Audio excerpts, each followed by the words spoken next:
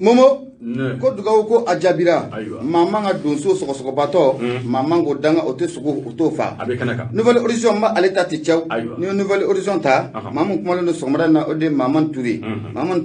aya ira kafo mama be anga jamana nyama yala binabe bandaw na bale ko fo nyanga ka ceja ota alewa badaw kuno no bena tenendo mama afrika lo kleta anifla badaw koni aye mabo bismillah mu kuluba okona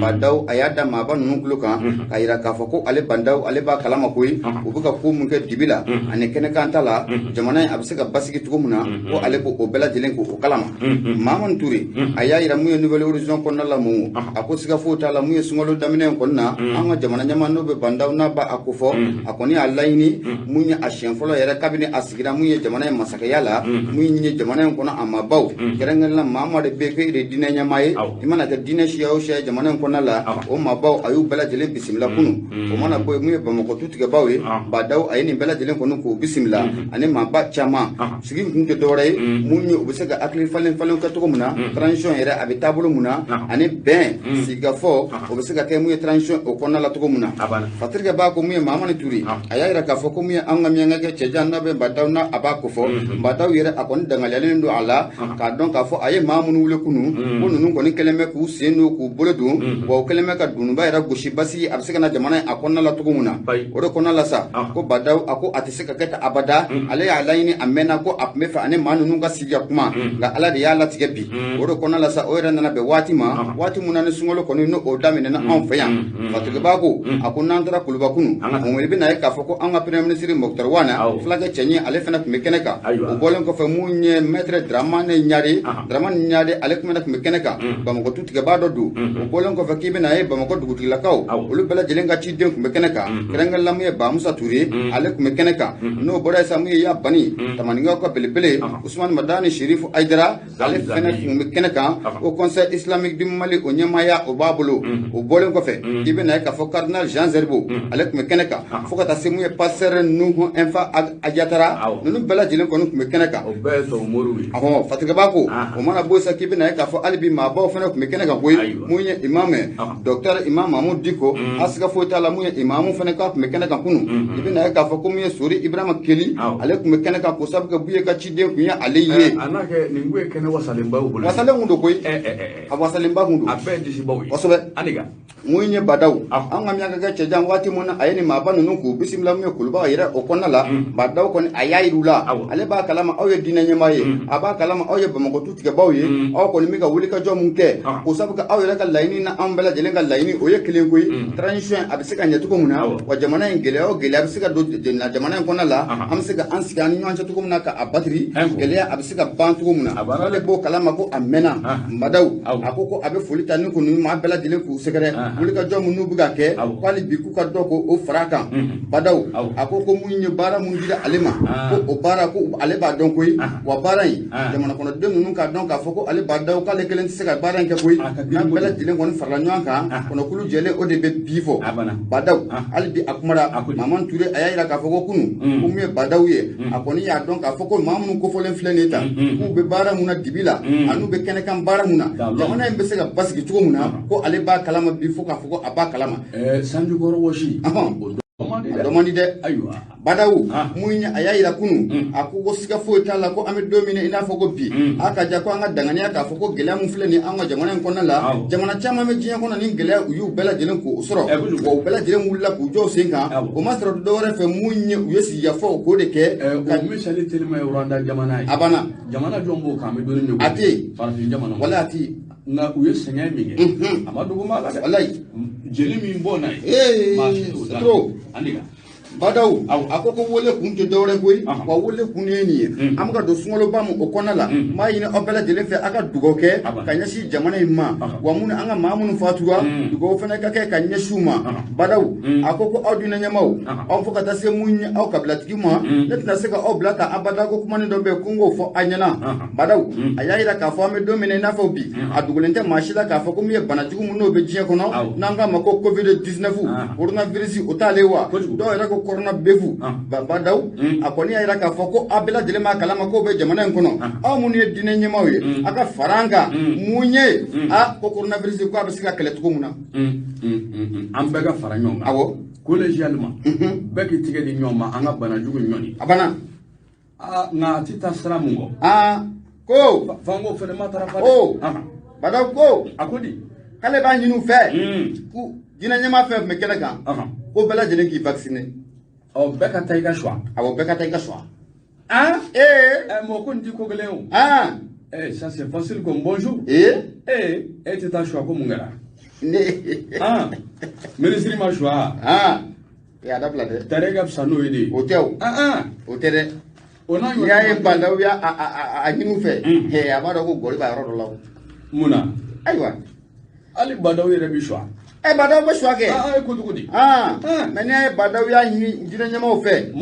mina mu fana tiena dina nyama bana fla degere munata Ousmane Madani ayidara mana foka mana boka fo bi ko ne ga mamu mene ya bani fe mais disciple na me ay foti ay atoko bolen fle wona ay vacciner ay daw yere vacciner ajima ko abdo ko yawa peu importe atoko bon shagna amada maula wi ayidara awo nyoro na kumara bi antita mais ugo ku te tadia ayi aya yinu feti uka fara kan oui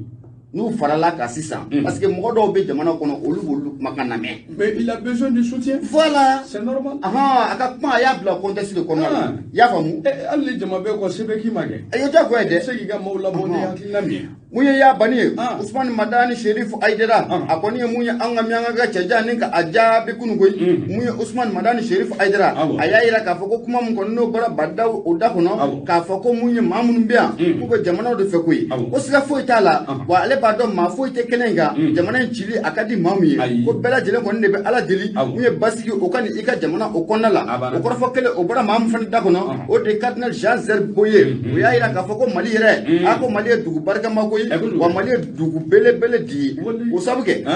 jamana be ako selu be fofo nyango halo bo be fofo nyango ina fo amura pagila sisa inta angle ne sungolo lawa aka jako mana ke jamana kono akigi sigina ku ka foko jamana dugo jamana yo ide en parfaite harmonie Jean Serbo chrétien bu tala an yoruba anta abana akutine embe odo de hey Patri kono kaba ko ako siga fota la badaw akone mu gele mu dine nyamo makunu ko feren dabalke ko siga le badaw ka adema to muna coronavirus absiga nyar to muna ka bo jamana o konna la to muna Patri do somana na anya sama ka bo mu nouvelle origine ale konna la mu Maman Touré ale ka kalim kala do igunya abala Bagar Sarore Bete nebe nyori menye nouvelle origine mota ukodi nouvelle horizon beima kone ni nyaka sebende kone kokodi alebe ame otumunga no jensle nani jangoro dugu banye covid 19 corona musoroba odo to dala musoroba odo olugo ko korne be fo olugo tewu lutte contre la covid 19 le ministère de l'éducation nationale apporte un démenti quant à la suspension des cours ayo tike obleo galon de tigera ka da ministre sola galo do de galo kuma sigi bakar tarot bete o te makuni ngone galo me sen zuriga kosobe e kuma infama yechen me ngi fa disembai akodi ako kosana ina yala abebi sogolo minga ni wati laba na be fo o de mako bololo ni internet boy kabako di da kabako do abela lati me ngi fa disembai ako sebano koni jensena bololo ka na bi min gofo o de ko walanzo ko ni nga shwa ni wati laba ka dalu ake mi dudo me ngone jensena njongoro ju baye coronavirus o yanga mi ngoni sebe ko robuara ba fundemele ka sanga no boye ko min ye ministre so nga bala ko do nyeshile do fe mi ngone walangoy leni obsage ko jidile chuko mina anga jibona kono na bi fo o de mako le ministère de l'éducation nationale aledo parce que samba ako ni ataka laje mi ngone maninga ke no e burle kunate amato makum mina ngono de sabula o nogo ni be mi ngone demandi o de nazara kana abamanga nama galon ko kayira ko galon ko masiki o tien o de demandi yakri tola kosobe mi ye fodi sambai akodi ako o bena jango min ngone galo yin se ka seba soro jogo min abana min ngone galo ndigela nunu ye bololo ko fe e ba do ye min fo jamana dugu do ko conseil supérieur de la défense nationale min bolo da ko sanna no ye jere belebele jere min ngone na bi ga so ye jamana gele min ngone be la kana ko re bida ku ka an ngone mi sika dansigi sara min ngone da amana ke jugu kele bana ko ni ninga ona nyona demanda o min bi bolo da nyama so re bolo no gouvernement du Mali ku yo jere sigi kari don demele Afrique lo le taningele en 2021 Fadisamba ako min ngone monsieur le ministre burlay kunati ako ni ngone galunde dai sabula be kan jere ko fole min ko fonni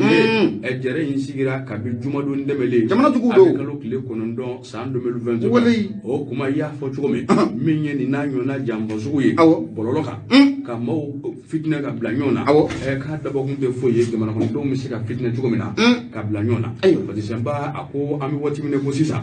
min ngone ni jere ko fole ni min sigira senga Afrique lo kile konon don en 2021 angana nyonege adabora min ngama o de dansigi kuramu anga chokoroba jangere ka fanga kono badaw anaka mara kono anaka gilano ka kunglinaw dansigi kuramu mena boloda ka ngishi bana yima covid 19 e ka dongi nyininga menye Afrique lo kile mugani dure fo ka tase wati ko fole nunuma ami janga wolo ki fembe boloda abebijo sama na nyofela bolo soro sanfɛ dɛ sungalo sira o yoro abebijo korle ko bible ayi aw ti maashi toro na humba kalamana aw furugu nu mi se ka yala lo tatigu ba fo damso tatigi nu an ga marché ka suban yoro datugu kuma be anti jenai salon ta da jugara ni na mi sungalo de la yoro mangante ble ay mangante me ya fele sembaye ay pukasa apeka kusako damso du nga kuma apeka kusanuli damso ndigi nu fuka kuma ka kuma muna sungalo ko la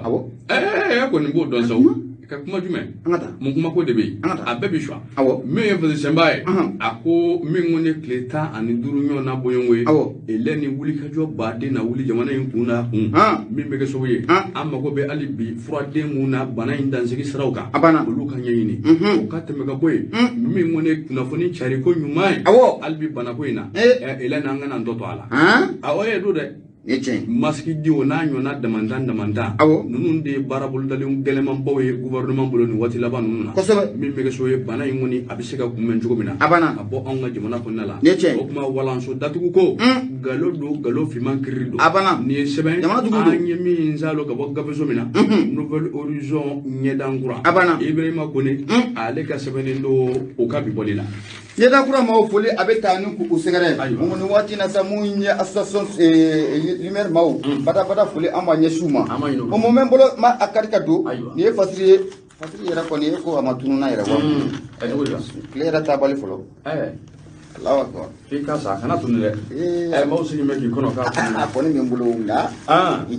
ayo ametaw ayo ngata fatake ba lete dore o nundi ko akumale ndo sogomada ina flake ayira kafo ko mu disiba munumbe adema o konala adema disiba ko kata fara yerde disiba ko nyina makamu rpm disiba ko aka jako do ko nimbe akonala bi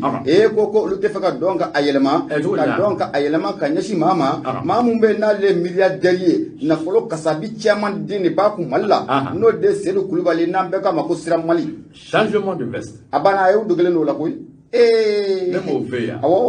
il y a certains acteurs politiques au Mali qui ne font que changer de veste au gré des événements.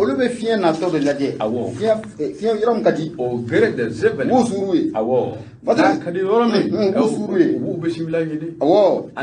Fatrika ba ale nungu digoye aya ira ka foko siga fo tala kalata mungo no kan ka en fait san bafla ane sa mugan ane fla na be masake kaleta aninga akufo akosiga fo tala ako ka bena geleya fo ka foko abna geleya kulubasiki koni aka jane mamu koni asro 2022 ina donc ka foki ya tatasma bilen koni o chela fatrika ba ko ako ane kalata yira che atoti teme kalota ane dama doninka ame domina na foko bi parti politique maw ko koni keleme ka kulugi yelema ni ko fari ni ko oboloda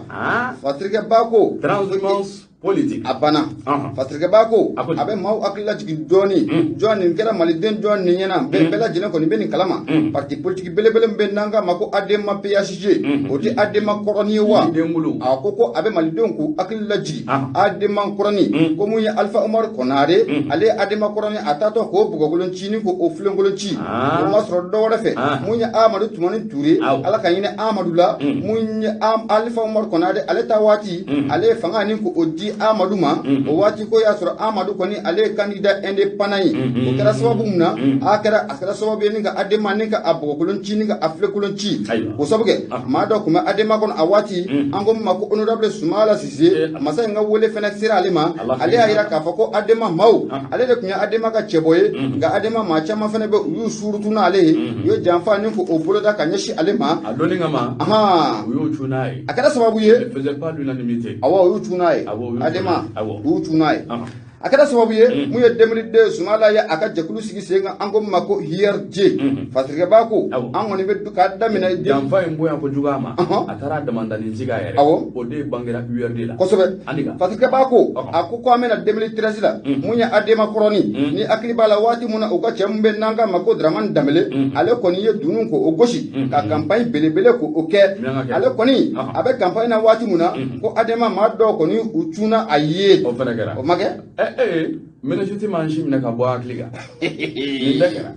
Patrike bako akoko dugu kumola ibare mun koni be ni wati laban nuna akaja ka foko ma do be noli adema disibawi foka fara yerde disibaw ko ni ma kam RPM disibaw ko u koni mi ka bara de ke dugola bara munna abeka sababu mamu be nale na politikiye no be sedu kulubali sira mali na ba akofo o be seka demeto muna ni nga ka jamana nyema bay Patrike bako ni parti politique belebele saba mun flani akaja ko siga fo tala be na ka foko be mali dugu jera ni bela jelen konna la ko akona nana hiyarde o konala kabri wati mona munye honorable Soumala Cissé masa nga wole koni ko sirale ma ame domine nafo bi hiyarde alebe magobe mala mamu meseka Soumala ko o jora ko ota akoko o ye gele doy akoko kibe na ka fo nana RPM na adema koroni ale ne RPM disiba mun men konala ko sabega mu yesibe ka sangulo mlamun temana nun bala jele ya nemu nyam fe ya adema ya nemu RPM o ya nemu bo mu ye jamana kono do ga do ka fo ko jamana kono do manyne koy mu ye ni parti belebele bafla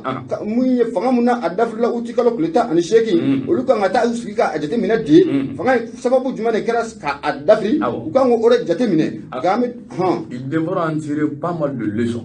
par rapport au pouvoir déchu kosobe egmo informa Patrikabako sika kontala uko nimbe dibi la kerafla la ubisego kumba mu ye kalata muna kan ga sam bafla ani sam mugan flatu muna ngako bemali ko abu fona ni nyantila la Patrikabako ko adema ko abri adema koni na ale dafrila mu kalata mun no kera mu 2002 wati Alpha Omar Konare ale mun ke ka fanga ka di Amadou Toumani Touré ma akabri ko wati ko adema kono ko apo ko lentila ni ka afle ko lenti Patrikabako akoko ni na adema kono la bi ibe na ka foko ma do kon be akaja olu kon keleme ka dunu ko goshi ko saba koy dunu ni bala utale ka bala jelen goshi ko sabu ke mambe nanga mako sedu kulubali sira mali abinna fo adema o tonde ndugoy ko sabu ke adema section mun be markala atara do la Patrikabako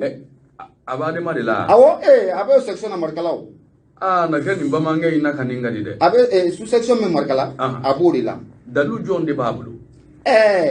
na kalis waria awo dalu kalisi bi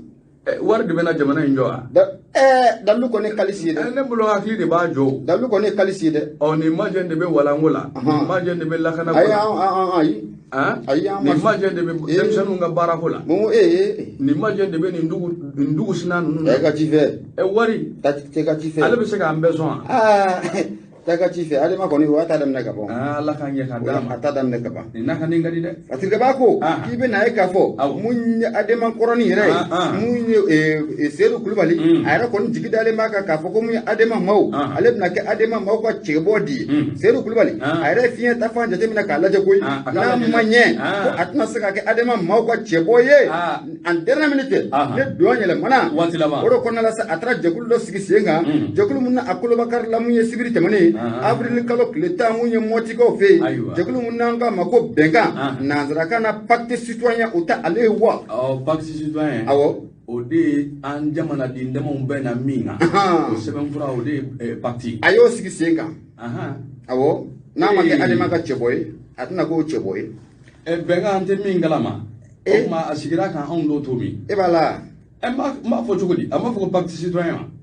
pacte citoyen ko y'a ye ni jamana kɔnɔ dɔw bɛ na min kan de kana tugu n ka tɔgɔ nin ko Samu ala Mali tɛ se ka mara ni jeu de mots ye koyi o de don dɛ ka tubabukaninw sogolo o de b'u bolo ayi dɛ Fatirike b'a ko a ko hali bi adama o kɔnɔna la k'i bɛna ye k'a fɔ maa min yɛrɛ bɛ n'ale ye adama ka disi o b'ale bolo bi n'o tɛ maa wɛrɛ o ye professeur Cɛmakɔ Sangare ye ko Cɛmakɔ ale kɔni pereselen don min ye adama ka congrès mun ka kɛ ale ka bɔ a ɲɛmaaya la koyi e ko Cɛmakɔ yɛrɛ ale de kɛlen tɛ ka Dununba yɛrɛ gosi wa ko fɔ min ye Seydou Kulubali Siramali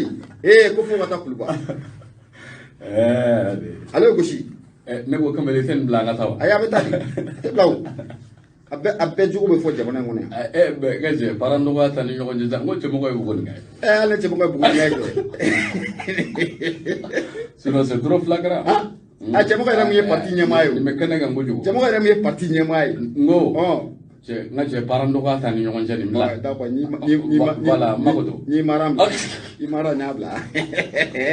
Patrick b'a ko n'i ye mara bila n bɛna n kari ka don IRD maaw fɛ yen a ko n'i nana don IRD kɔnɔ a siga foyi t'a la k'a bɛ masalaw ta ala ka wele bilala ni cɛba in ma cɛba mun n'ale yɛrɛ kɛra sababu ye ka IRD ni ko o sigi sen kan mun ye IRD kɔni a taara ka kalifa maa ma an ko mun ma ko professeur Salifu Sanogo an bɛ don min na ko bi IRD kɔni k'a bɛ Salifu Sanogo a b'o bolo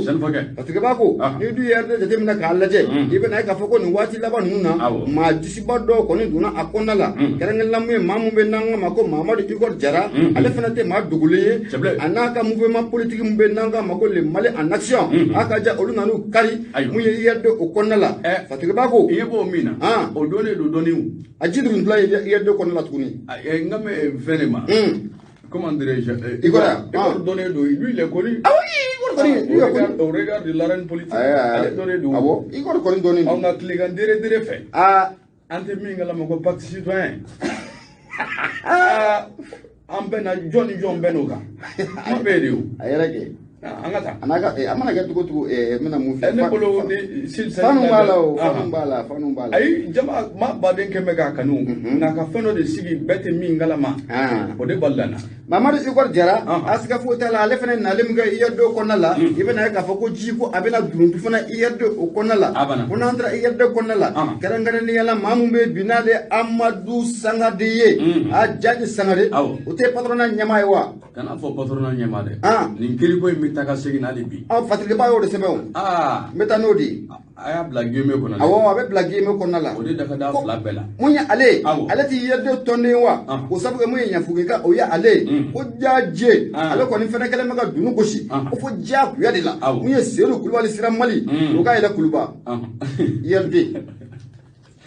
o Jaji Sangare ka baara ye Jaji il est Sangare lui aussi non parent dɔgɔya ta ni ɲɔgɔn cɛ o bila mara ninnu bɛ taa jɔn kɛ n ko olu la mun ye maaw ye fɔlɔ o fana bila o ye ala n'i y'o bila mun bɛ kari ka don RPM o kɔnɔna la a k'i bɛna ye ka bɔ kabini 2013 bɛnbaliya dugu kɔni o jɛra RPM yɛrɛ dama olu ni ɲɔgɔn cɛ hali n'o y'a sɔrɔ nin waati in na ko Bakari Tireta ale kɔni bɛ ka dunu gosi ka Mali fantan naani bɛɛ lajɛlen kɔni ko o don ɲɔgɔn na a bɛ i n'a fɔ hali kɔsani na a ka gawotaga la a kun bɛ da i n'a fɔ ko masakɛ Patrick b'a ko kabini IBK kɔni ale sigira 2013 bɛnbaliya kɔni a dugu jɛra mun ye RPM o kɔnɔna la koyi i bɛna ye k'a fɔ la mun bɛ RPM kɔnɔna la mun ye Karim Keita n'an bɛɛ lajɛlen kama Kato tɔgɔ fɔbali ni mun ye dongolo donna ba k'a bɛɛ lajɛlen ɲami ka t'i da ka t'i da min Côte d'Ivoire a bɛ yen de a bɛ yen kɛ ne ta in tɛ mun don kalama maliden jɔn bɛ mun t'a kalama ko Karim bɛ yan mun t'a kalama i bɔlen filɛ a kalama awɔ i t'a nɔfɛ mun i t'a nɔfɛ ne ka pan fanga t'a bolo ne ta b'a bolo a bana Patrick b'a ko a ko mun ye RPM kɔni ye maliden bɛɛ lajɛlen b'o kalama ko bɛnbaliya dugu ko a b'olu ni ɲɔgɔn cɛla la i bɛna ye k'a fɔ ko Karim Keita ale ka maa ye mun ye Musa Tɛnbini ye Bakari Tireta ale fana na a ka maa don nka ko siga foyi t'a la maa mun fana bɛ n'o bɛ ka wuli ka jɔ ka nin waati laban na ko mun ye Seydou Kulubali Siramali ale bɛ se ka kɛ cogo mun na mun ye jamana ɲɛmaa ye o tɛ maa wɛrɛ ko ye Musa Tɛnbini Karim Keita olu fana bɛ ka jama tigɛ mun ye Bakari Tireta kama donc bicéphalisme wɛrɛ bɛ yen u kɛ mɛ ka ɲɔgɔn minɛ tuguni a y'o ta min a mɛnna o a ɲɔgɔn puruti a ti ja dɛ a na daminɛ tuguni Fasiri kɔni ye an y'a sama sɔgɔmada in na ka bɔ mun ye Nuhu Diko ale kalam kalatigi akoko wati ko o ba bela jelen tien ko o bangi. Ça c'est vrai. Ibolo karikatu. Le temps en est le meilleur juge. Abana. Bagatoro bete l'indicateur du renouveau menyelema. Olukodi. Ninyota menye ode ni ode ga 7D. Ode kodi. Côté tchekono bato. Ayi. Na bakari ni tige kusha kono la. Ikasa. Abatoro. Présidentiel 2022. Le M5 RFP n'a pas de candidat. M5 RFP Mao. Ko tcheboto olubolo. Mutawateya. Aide bébé jija yere ide. Sogalteya. Ka fuko ko be jemba la unanimité ka makelen dira consensus ka makelen aide. Bébé ti fanga la di. Kuma mbodi no. Jabalain. Poshi ko amano kone. Poshi. Poshi ge. Ukata nyini. Jamana mbena fuite tanote. Ukata nyini jona. Magana jigi mala de. Ayi. Ukata nyini. Wari nyini ba fuite sa. Abana. Kana jigi mala de. Ayo. Menye ode kumaledo. Akodi. Ako kosonda imvenela. Eba fonya fi na jogo mina. Bebe sogolo bololo kene indeka. Wali. Ako bololo koninga. Mimone M5 RP. Uka aklija bokulu abefo ode man nazara kana ko comité stratégique. Odo. Bamangana ode hakli jabo ko yakli bala December ako ni ataka laje o nyama ba mimbe le président ode shogel ko kala maiga belebele ko sona ina boli do ko ninge ni boli nga wo kibaro taka laje akmara minga ako mamu woni ya fasiri bololoka ko yelema akunyugo na nyeje beka ko ale de M5 RP ka cheboy masay kala fli na tayna sam 2022 ko galondo de galodo Nanzara kana be fonu ne mako fake news. Fake news. Fake news. Oye. Galodo. Kosobe. Me yefasi sebai. Ako deni ngoy ngoni ndaga laje. Alaje jona. Angana nyo nege be sugar ko kala maiga abada lezina. Ati be amaw. Sabula ako nunu ngoni wale adi. Wale amu ngoni sugolo menyo nga jango olu yere nyama dama. E ube sega nyo ngele chugomina kanyom la chugomina. Jango dana balia odugu be sega je ko tombelebele ngono chugomi. Fasi semba ako dona na taw koni na. Wuli ka jo kilindoro de bodu bolo. Sugar ko ka maiga ka folla. Wuli ka jo kile mumbu bolo. Transition amfle o chimanjoro fanga minani. Basiki balia mumbo kuno ileni. Ni nyinga na kembe olu yere do yere ka flelana. Jigitiga wale uye. Ku be faka dande sigola. La rectification de la transition. Koni wolka jo kon bolo dona na tawla. Oyo di. Nyone masaiti kalafli ko kuma. Nyinde cheboy. M5 tokola. Aduna ta borata. Abe galoy. Ne seben anyemi zalo gabo gabezo mina. L'indicateur de renouveau. Ode aleka sebenendo okapi bolina. Indicateur de renouveau foli abetanu ku usegere. Momone indicateur du renouveau ne ale bla. Munye indépendant ne ba ale tati chaw. Munye bilikam boli. Ale koni boli mu atela ba. Ni me joy ni jo. Ibi chum. Patri me bolini indépendant yin sogomada na. Munye ni wati na sa munye obari obe ale kumalendu. Obe kodi. Kumalendo de. Ako ko munye bingali wale muna ataraka agence mumbe na be na fulo koni nika ayelema ango mu mako bank agent de transfert d'argent war mu kuso o mumbe AC 2000 la mamu tara bingali ta kusegare aka ja ko sika fo tala mu 17 ma ron sima maw yu tege ku kuyede ngami bole daruka daruka o nyana ko daruka ne wakabu 17 mu ndi commandeur ale hippodrome de do même flash gorni saraka ni ale do on ale hippodrome de nay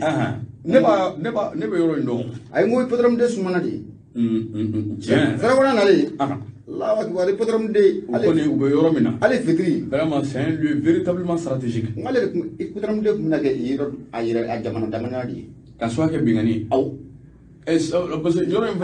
jamana dibi de bey abo abana na nyoni ke Dibi Blue. Oui, c'est trop obscur là-bas. C'est fait mais dibido. Mais Zarawana nana. Bani be abe yembla. Kompolimba trop. Zarawana. Ma blendo a. Ayi. Che jang ma findu. Zarawana maine. Anna tanya daka.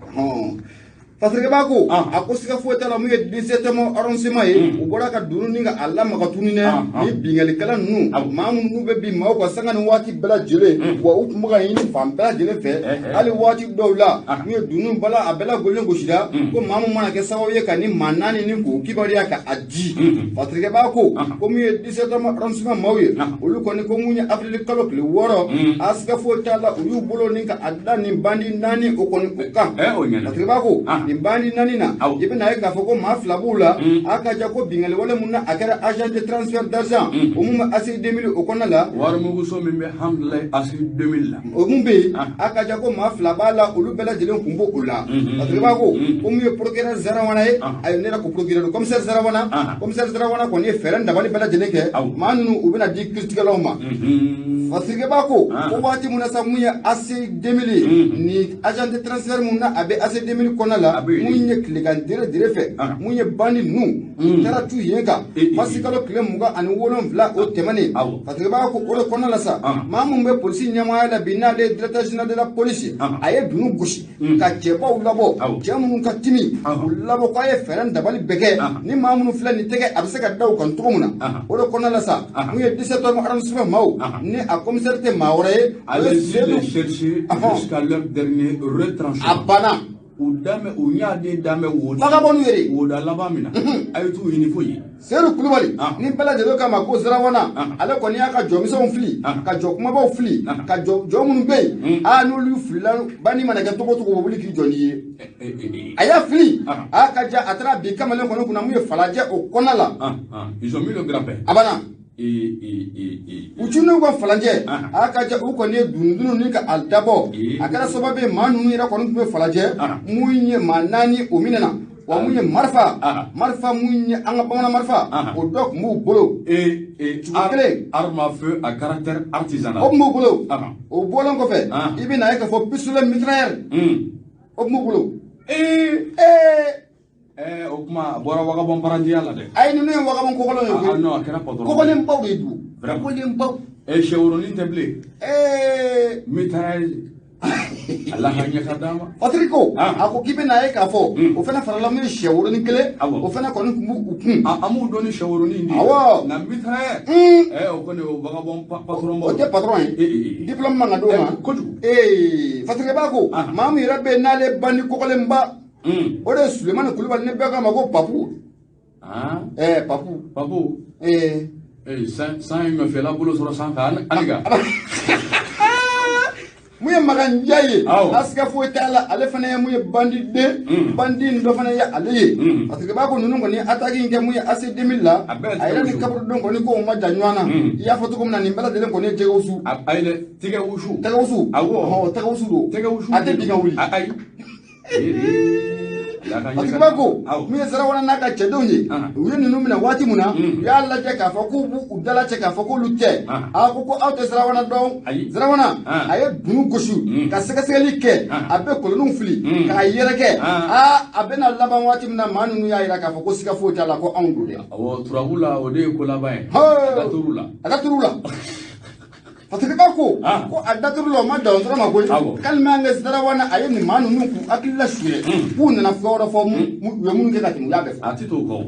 parce que ko nunu manu nuko ni akli bala mu téléphone fere betiki munna adakar la mu falaje mun ngara janvier kalo kle mu gane fla sam 2021 oludo udona situation mono o de citation awasrawana ay person ya be ni mingero ba be fo nyonga fatri ba ko o bolen ko fo yaira ka fo ko senu ko fe ni akli bala agence orange mono mbe no o Dakar la le 29 janvier unodo e ala fatri ko unodo fatri ba ko mu ye sabanai ibe na ka fo ko kengale 2002 mu be wenzen dugu ko fe na le be commune de Mané awa mono de vieux Mané sainga oludo badu joli basra tra bela de na disigai awari chekatanai ne ma fe ngo wa bon patron do oludo awo parce que ba ko police yere ya ira ka fo ni mamu fle de nanga mako Suleiman Kulubali ne bega mako papu to ka se makan jaima aka ja ku me kulugoro kasoba mo oro konnala anga yambla ko ga ku u demana ka boy de ku yere bota ku mamu ye kaso garde u mungu wulo la kaso anga yambla adunu no goshira ku ni fam bela de le fe o mari bani nunu ngani asika fo tala mu zarawana naka chedo teka dadu ka wa mu ye procureur ayubla procureur ni ko ni be demsanu demsanu shi na boda balgu kele o bala o ko lonte boy abana Bagatoro Bete, mais on est mal à une scène au film de Corompe. Insécurité au centre du pays. Amidon Negobe, Bagatoro Bete, Tenala, Mini Sécurité, Tenala, Sec du Gine, Amidon Negobe, tiens, là, Bakare, Abrigalo Clétan, Aguilaray. Sabra, Mimone, Dozo, Chenanion, Nabouyon, Outra, Bali, Perem Baranin Dorila. Mugupre, le Mourubani, Abne Mourubani, Montalia. Mi me dugu jukɔrɔ bagatɔrɔ bete kɛrɛnkɛla dugu dɔ la a bɛ fɔ dugu min yɛrɛ ma ko Maribugu ni Maribugu yɛrɛ ta ka lajɛ ani jɛnɛ ni ɲɔgɔn cɛ a man jan o cogo la alisɛnba a ko nin ŋɔni in kɛra cogo di min ni bamanan ninnu ye n'o ye donso cɛ 4 waati min kɔni na u ye pɛrɛn bananin ŋɔni suwalen dugu la o nɔgɔni bɛ u y'a fɔ sa k'u b'a detere u b'u bolo don a nɔfɛ ka sama ka bɔ dugu la ka detere e kuma in faamu Balisenba a ko waati min kɔni na u kɔni ye fɛn kɔni dɔgɔnin kɔni bɔ dugu jukɔrɔ batiri 2 de b'a la kun fɔlɔ u y'o sama filanan k'u b'u bolo labɔ nɔfɛ dɔrɔn bɛɛ tɛ paw maa 4 a y'a bɛɛ sɛden fa o nɔgɔni bɛɛ a b'a kɛ ale ma ɲi dɛ lemurubani ma ɲi dɛ ale ma ɲi dɛ a ma ɲi dɛ a n'a kɛ Bagatɔrɔ Bete maa 8 de kun don maa 4 olu ye dugu to maa 4 tɔ an bɛ donni minɛ ko bi olu kɔni sɛbɛkɔrɔ joginen don labitani so min kɔni bɛ Mopti mara kɔnɔna la n'a bɛ fɔ yen de ma ko l'hôpital Somindolo min bɛ Sevare mara kɔnɔ elɛni u taara ni banabaatɔ ninnu ye yen maa 8 de kun don donsow la n y'a f'i ye maa 4 olu ye diɲɛ bila maa 4 tɔ olu de bɛ Somindolo labitani soba ye parce que Samba a ko nin waati laban ninnu na an kana ɲɔgɔn nɛgɛ min kɔni nin n'a ɲɔgɔnna janfa sira sugu ye o de ka fɔlen don ɲɔgɔn kan Mopti mara in na sabula min kɔni pɛrɛn baranin ye a yɔrɔ ka don a tɛ dugu jukɔrɔ yɔrɔ min o de y'a dɔn sanga ni waati min kɔni an y'u ka famaw ye u bɛ taa bi a dɔw kan embuscade a bɛ furu n'u ye dɔw fana bɛɛ olu fana bɛ taa bi a kɔnɔ n'o ye an ka force étrangère ye dunande fangabulon mun b'an fɛ yan olu fana bɛ taa bi a janw dɔw fana kɔnɔ parce que ba a ko nin waati laban ninnu na min kɔni dugudenw ye bɛɛ k'i hakili to i yɛrɛ la n'i ye fɛn fɛn kɔni ye ma min faamu o nɔ kɔni bɛ min ye wolomasigi tabaw ye olu wele olu ka baara de don e tɛ min dɔn e tɛ don mun bɛ t'e bolo se dugu jukɔrɔ mais maa fana bɛ to i dɔn la n bɛ k'o de fɔ n'i ye ninnu bolo y'a jukɔrɔ den bɛ bi a taba wala a bɛ bi a bolo mumu e kuma in fama kosɛbɛ ɲɔnɛ n'i ye fɛn kɔni ye ɲɔnɛ maramafɛn sugu i ka kalama s'a ma i ka dɔnni ma s'a ma ele ni finitigilakaw wele o nɔ kɔni bɛɛ u ka nin surunan don ɲɔnɛ n k'a ɲɛnabɔ n yɛrɛ ye n'i kɔlɔsi a bɛɛ bɛ f'i kɔ a bɛ f'i kɔ dɛ sɛbɛn an ye min salo ka bɔ gabeso min na sɔr de Bamako min ye Laya Jara ale ka sɛbɛnnen don u ka bi bɔli la foli a bɛ taa ni ka Laya ka a sɛgɛrɛ Laya Jara an b'a fɔ kosɛbɛ mun bɛ super patron ye Baba Adama Ture an bɛ foli ta ni ka a sɛgɛrɛ k'a fɔ mun ye nin waati fana la ko mun ye sunkalo ko Ala ka tɛmɛ ko ɲuman k'o di an n'a ma ni Madame Ture n'a kana foli o bɛ lase ale ma Faransi Madame Ture kuma ci olu bɛɛ lajɛlen ko fo Amadu Jalo Fulaka Sarama lada Amerikikaw fɛ yen Madame Jalo Aisha Sumunu an bɛ foli ta ni ka a fana sɛgɛrɛ Musa Kulubali Faransi Madame Kulubali Wasa Faransi ka wagi Amerikɛ Ibrahim Ture ale bɛ Arabie Saoudite Amadu Bagayogo Indonésie mun ye Madame Bagayogo Fatumata ale bɛ Indonésie Alassane Fofana Faransikɛw fɛ yen Kara Kɔnɛ Londres ne bɛlɛ nin waati na a bɛ Londrekaw fɛ yen olu bɛ taa ni ka a sɛgɛrɛ Dominique Jakite Faransi Madame Jakite Jɛnɛbu Kante Faransi Kale Jakite ale bɛ fɔ Faransi kɔnɔ la marakaden bɛ mun ye Musa Ture ni bɛ k'a ma ko Zidane marakaden bɛ yen John Aniga Musa Ture ne bɛɛ lajɛlen k'a ma ko Zidane Makan Sidibe Italie Ibrahim Traoré Malta Adama Magasa Plomberie Dépendance en urgence et rénovation installation Faransi Sori Diallo Italie Adratou Traoré Dijon Faransi Youssouf Traoré Amérique Bulugulin mun ye Madame Traoré Madame Danjogo ale bɛ fo Salimata Kulubali Allemagne ale jiginɛ Faransi Mamadou Diawara Seguka ka Mamadou an b'ale fo Kɔkɛ Traoré ya se Yopukɔ Adama Magasa SP Alassane Traoré Faransi ninnu bɛɛ lajɛlen u bɛ fo mun ye Kana Balaba ye stable de Soma Tubabu an bɛ foli ko ɲɛsin ale ma association la lumière maaw foli a bɛ lase u ma nin waati na Amadu Keita belebele an b'a fo mun ye Mama Kamata foli o bɛ lase a ma yɛrɛma kɔnɔ Mariam Suguba ninnu bɛɛ lajɛlen k'u bɛ fo Marama Traoré an bɛ ale fɛnɛ fo nin wagati na mun ye association la lumière o kɔnɔna la mun a bɛ yɛrɛma kɔnɔ mun ye Samu Kulubali ala tile badabada foli an b'a ɲɛsin a ma an tɛnɛmuso mun ye tanti Ajara tanti Ajaratu Traoré foli o bɛ lase a ma fo Dijon mun ye Ajaba Koro Traoré an b'a fo nin waati na Jɛmɛnɛbugu la Bakazoro bete Musa Sissoko Banama Jelike ande ina ko abada lezina sabula sibiru don demele an yon zoro gerem belebele la don la presse soba akoko ka folila se nura chakela bela jirla ajarani kenala menye nyamae noye Jose Mourinho kosobe Bakazoro bete o no koni be an sebe ko lambele do de la ko di komne tula kosobe ka dalwa ke menye mo ne nangeni trabutige a Musa kamele maruke